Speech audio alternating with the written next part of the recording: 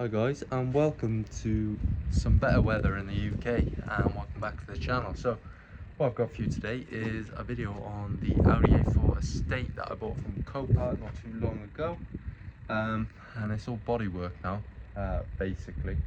Well, this whole thing has been bodywork, but rear bumper's done, about 1/4 is nearly there, and it's going to be time to start on the main damage that happened during the crash, really. So let me show you what I'm right. So I've drawn it out because it's a nice white car, and we're going to be painting anyway, but we've got one dent here, one dent there, and then a crease there, and these have not been affected in any way sort of paint wise, so not sure how the damage was done, but it just looks like it's been pushed in ever so slightly. Now this crease, I don't think I can do anything with that in terms of bringing it out without actually sanding it down, pulling it with the dent puller, but I'm going to try this suction cup on the end of a pulling tool. I forgot what that's called, a slide hammer, yeah. And we're going to try and see if we could just pop these dents out with just using suction. Otherwise I'm going to have to use my dent pulling kit and sand it down fillet, but I want to try and get away with as much as I can, because it's going to be a lot of labour going into this. And then I'm going to show you the tool I'm going to use to actually pull out as much of this material as possible in a minute. So I'm going to just try and get those dents out there. You can see them really well when I bounce the light off them there. So we'll see if we can pop them out. So I'll be honest, I gave that a couple of tries. I think I helped it slightly, but the problem is, if it was on a nice flat door or something, that dent, I'd probably be able to get it out, but I can't get suction across this brake light here, and I want it just like sort of in the center of the dent, but I can only get it like right up to there, so it's like pulling this area here. So if I had like a smaller suction cup or something, it might work, but we'll just have to body work it now. So let me show you what I bought to try and help me out of this mess. So this is a spot welder dent puller, and I'd love to tell you exactly how it works and how to use it, but I've got some experience from working in my old job and my friend who has got one, and he let me borrow it and I got along with it. So the way I understand it is you've got 3 settings for 3 different attachments for the gun. You've got to attach the ground cable to a part of the car. We're obviously going to take the battery off, and then we basically just grind down the paint to the bare metal and we pull. So I'm going to show you 1 or 2. I'm going to work out how to set this up first. I'm going to have a go at just pulling these dents out here just as best as we can. It's going to need a skimmer filler, and then I'll hopefully, once I've learned to use it properly, I'll get onto the bottom of that there. So I've got my flappy wheel on the grinder there. I'm going to just take that to the paint, just to give me, well, a bit of metal, I hope, not filler. I'm probably going to mask up this bumper that I've just painted, and we'll go from there. The only reason I'm painting this door yet is because I need the body line here, and plus if I'm going to be doing a lot of work to this quarter, I didn't want to accidentally sand my freshly painted door. So I'm going to paint this in this episode, after I've done all the body work to this bottom part here, because I will need the door off to paint into this aperture down here. So it's just, you got to do everything in the right order, otherwise you're just tripping over yourself sometimes. So yeah, I'm going to crack on with these.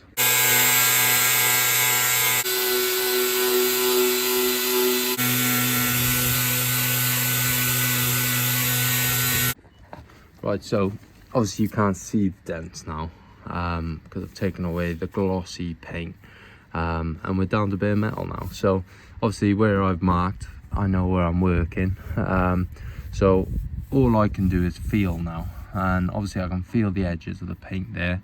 It feels like it's been resprayed once or twice. It's very thick paint, so I'm just gonna feel now the dent where I've taken the paint away, and I'm gonna use my dent puller and see if we can knock some of it out, and then it'll be sanding down the rest of the panel, filling it, and then blocking it down without damaging any of my new paint or my brake light, because I felt myself easily slipping with that mini cutter, and I'd have to repaint this whole thing again, so it probably wasn't wise to put it back on, but in terms of progress I wanted to get it done. So yeah, I'm gonna have a go at knocking these out now, and then we'll see how we get on trying to knock that bad boy out. Okay, quick pause.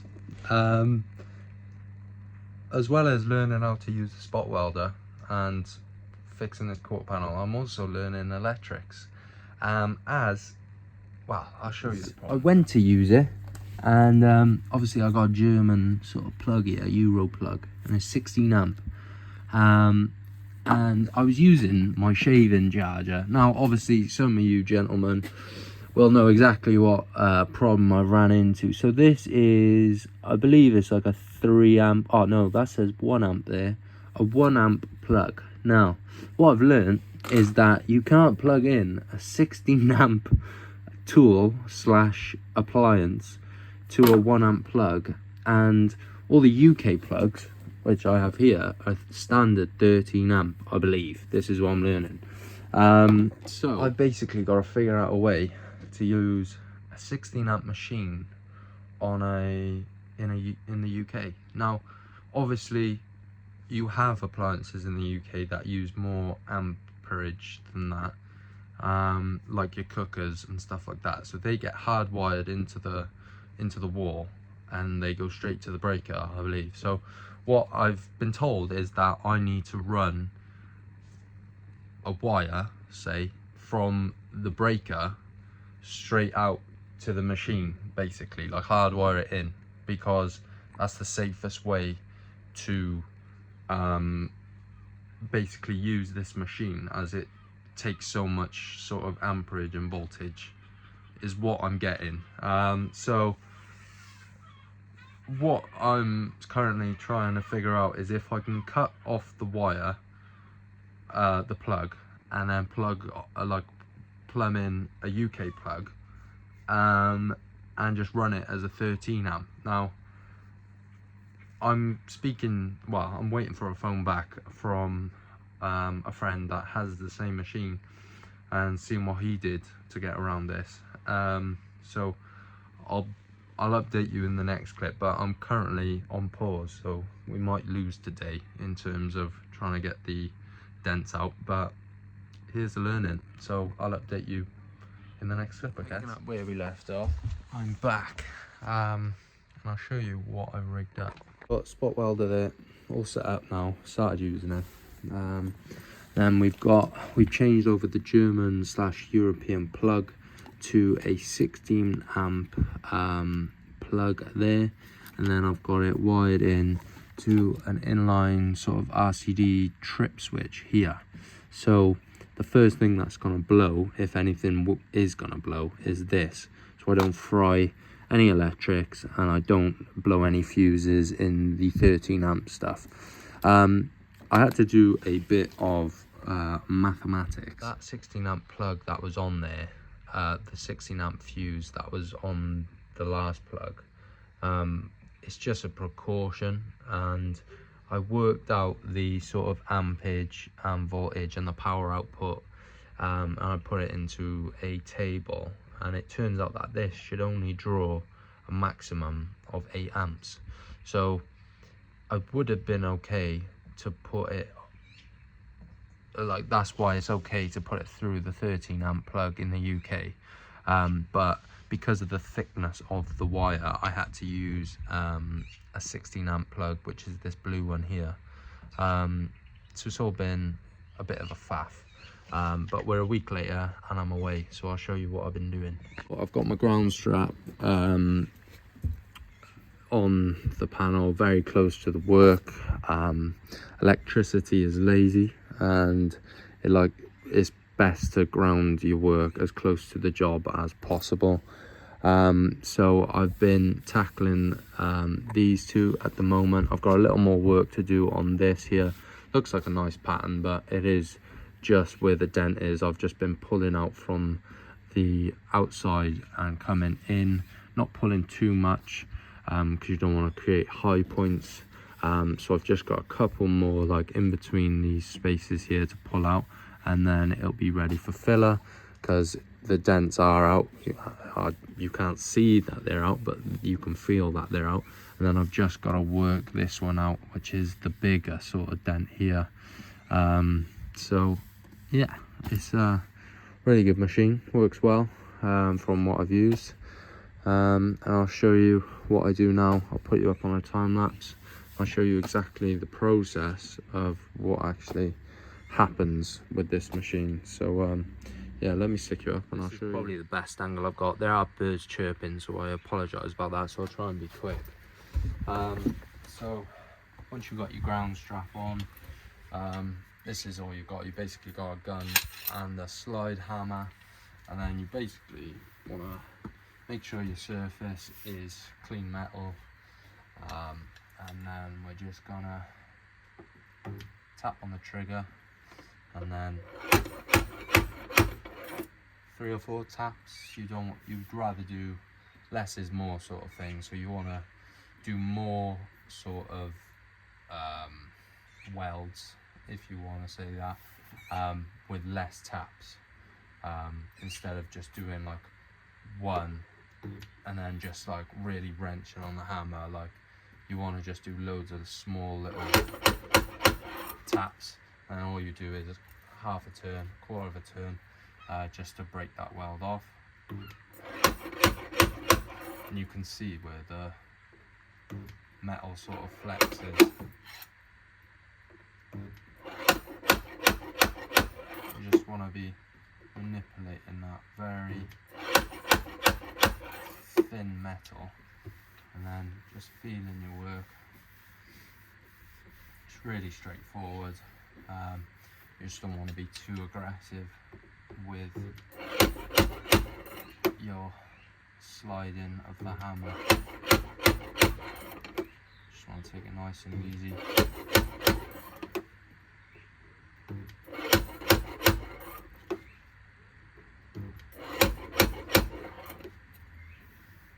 There we are, you can feel it pulling out. If anything, I pulled that out too much just from that. So I may have to knock some stuff back down once I'm sort of happy with everything. So I'm going to do all my pulling first, grind down the welds, and then see where I am. And then we'll go from there, guys. Should be a nice just quick skim of filler on these, and then all the hard work, time and effort is going to be down there. So yeah, we'll crack on with this one first. I want to knock this out just so I feel like I've started the bodywork properly on this. Yeah, and then we'll go for the main bit of damage, which I have another sort of tool that comes with this, where it's basically like a wiggly wire, and you can like pull more than just one little section. You can pull in a straight line, so I'll try and get that body line back as best as possible. Yeah, we'll be learning together. I've used this a couple of times, other people's ones, but this is my own personal machine now. So I'll hopefully have a lot of time with it, and I can get experience with it. So yeah, I'm gonna crack on and see where we can get to today.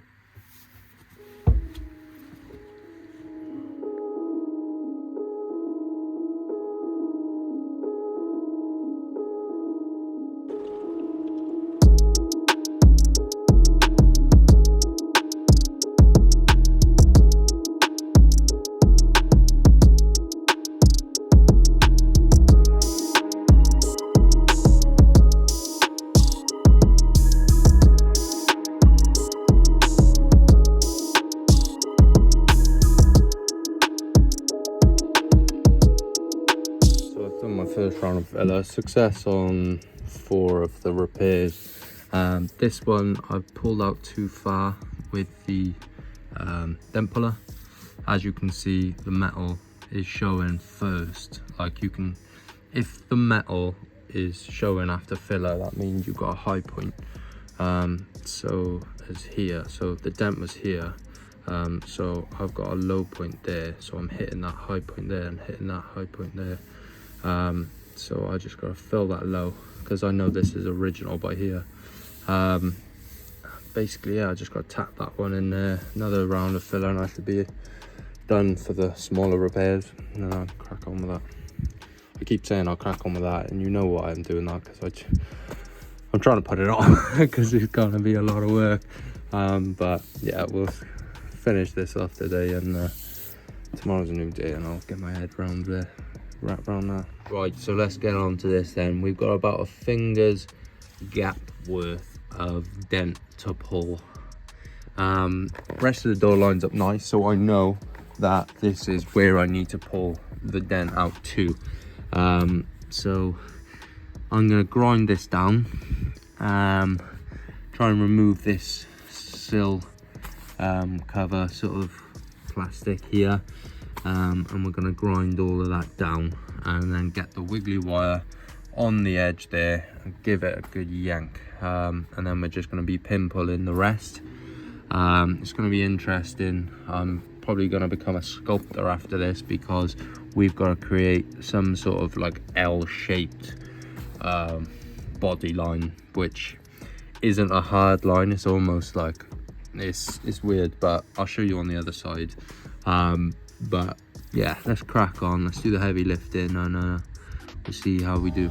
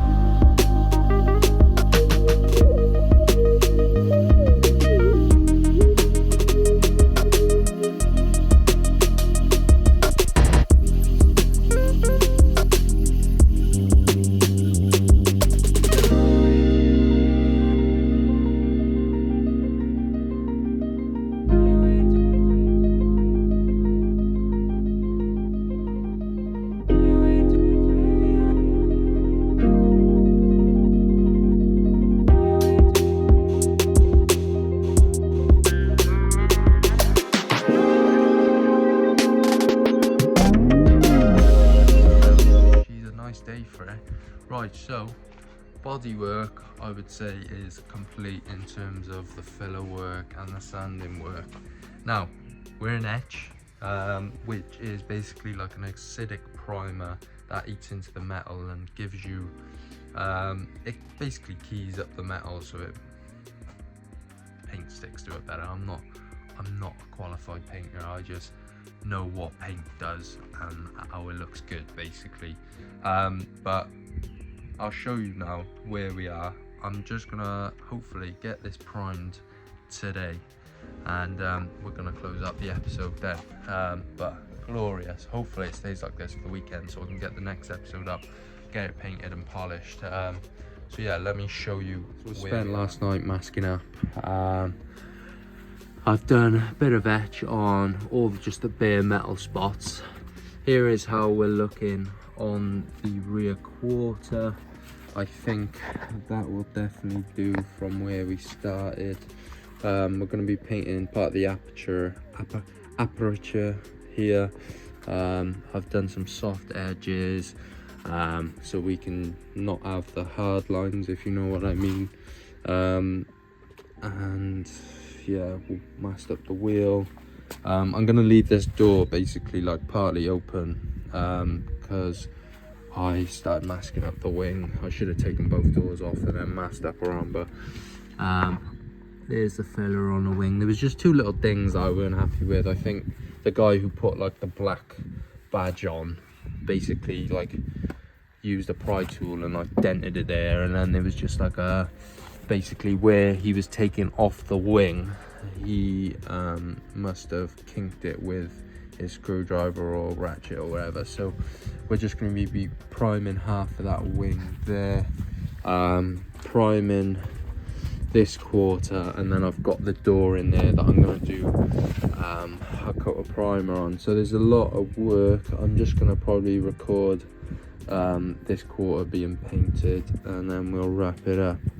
But yeah, I am pretty happy with how this wing came out, mainly this arch, because I've had trouble in the past with arches getting them looking right, but I think this looks pretty defined and looks pretty good even without degreaser or like a glossy looking layer on there. So yeah, hopefully it looks all good, all said and done. I've also got that little trim being primed as well, but in the next episode I'll show you what I'm actually painting in total. It's just I'm knackered from all this bodywork. I've been here on my knees basically for the last couple of days, just fucking blocking and just getting it done, so it does take it out of you a bit, but I think I've done a pretty good job getting it all looking as OEM as possible. I'm not, and I say this as much as I can, I am not a professional. This isn't what I do by trade. This is me just having a crack at something, and it normally turns out pretty good and in a state where I can sell it. So let's hope after this primer it looks far better than it does already.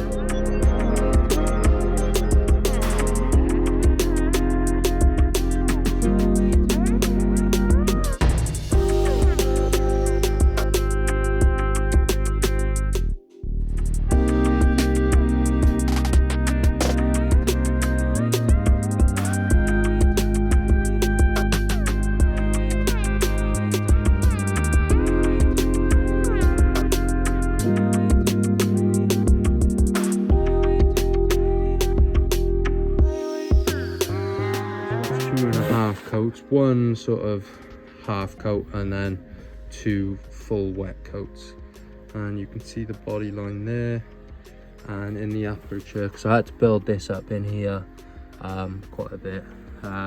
Once the white paint's on there and the clear coat, it'll be really difficult to see the dents with a white car, so I'm not gonna be gutted if it's not looking perfect to the eye. I think it's much better than what we started with when it was crashed, and I think it'll look more than acceptable once it's done, because we had all that dent in here on the rear quarter that came out like near enough perfect, I would say. Obviously it needs a flat down the primer now, and then we'll get some color on you and some clear coat. It'll look so much better once there's actual paint on there, but this is just basically a foundation that we can paint on. There is just this slight mark here that I missed. I think that's where the original bodyline meets the new bodyline, but you can get away with saying that's just a little dent. But once again, with the white, you're not going to see it. It's almost impossible to see on a white car. But this is definitely some good experience for me, because that was more or less the biggest repair that I've carried out on a car. In terms of bodywork, really, it was very close, I would say, to needing replacing. The metal is so thin, and it probably would have been better to cut out the dog leg sort of area there and weld in a new piece. But we live and we learn, and the wing came out mint. So I'll show you the door and the skirt in here, because I had the stand. So it was basically just like filled. It was 80 gritted all the way down and filled, and then primed. It's not mint once again, but it's quite a low piece on the car, and I think it's not in the sort of the eye of the owner or eye of the customer. So it'll look far better than what it did. That's what I'll say. And then the door, it didn't really need fully priming, but it was a very dark colored door, and I had light grade primer, so I thought, oh, I'll give this a quick 180, and not like an undercoat, but it's kind of acting as my undercoat, this primer, but it also gives me a chance to flat it down, seal it all in.